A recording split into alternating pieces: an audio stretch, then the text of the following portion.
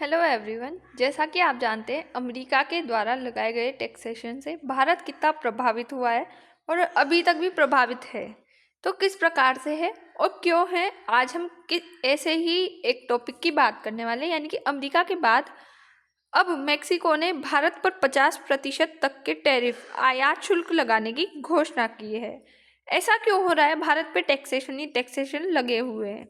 तो आइए जानते हैं। मेक्सिको ने भारत, चीन और अन्य एशियाई देशों से आयात पर 50% का टैरिफ लगा दिया है। 11 दिसंबर 2025 मेक्सिको की सीनेट, संसद का उच्च सदन होता है, वहाँ पे सीनेट वाइज चलता है, उसने बुधवार को एक नया बिल पारित किया है जिसके तहत 2026 से भारत, चीन, दक्षिण कोरिया, थाईलैंड और इंडोनेशिया और अन्य जितने भी एशियाई कंट्रीज है उनसे होने वाले कुछ उत्पादों पर आयात शुल्क को 50% तक बढ़ा दिया जाएगा।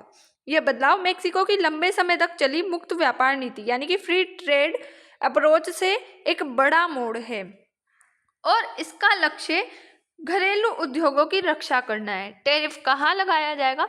बढ़े हुए शुल्क का असर कई प्रकार की वस्तुओं पर होगा, जिनमें शामिल ऑटोमोबाइल और इसके पार्ट्स, कपड़े, टेक्सटाइल और जूते, प्लास्टिक और धातु जैसे कि स्टील, अन्य उपभोक्ता वस्तुएं। इनमें से कुछ पर शुल्क 50% तक लगाया जाएगा, जबकि अधिकांश मामलों में यह 35% के आसपास रहेगा। क्यों ये फैसला लिया गया है? तो अपने घरेलू उद्योग की रक्षा में मेक्सिको ने यह कदम लिया है। भारत, चीन और एशियाई देशों से सस्ती वस्तुएं मेक्सिको के बाजार में बहुत आ रही थी। इससे उनके स्थानीय उद्योग जैसे कि ऑटो पार्ट्स, कपड़ा, टेक्सटाइल, जूते, प्लास्टिक, स्टील, इन सबको नुकसान हो रहा था। इसलिए उन्होंने टैरिफ बढ़ाकर इन आयातों को महंगा कर दिया है। अन्य देशों पर निर्भरता कम करने के लिए मेक्सिको बहुत ज़्यादा आयात कर रहा था, खासकर चीन और भारत से।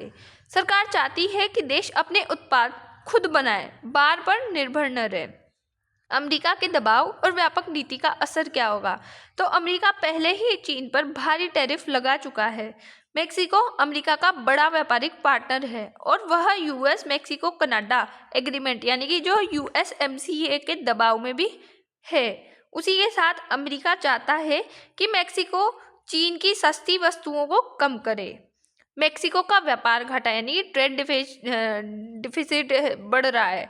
चीन और एशियाई देशों से सस्ता सामान अधिक आ रहा था, लेकिन मेक्सिको का निर्यात कम था।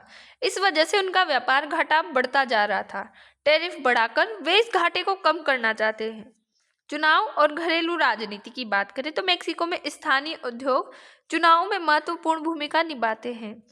टैरिफ लगाकर सरकार अपने उद्योगों और मजदूरों को खुश करना चाहती है। भारत और अन्य देशों के लिए क्या इम्पैक्ट होगा? तो भारत सहित अन्य प्रभावित देशों के निर्यातकों के लिए ये बड़ा नुकसान हो सकता है, क्योंकि टैरिफ दर बढ़ने से उनके उत्पाद महंगे और कम प्रतिस्पर्धी हो जाएंगे।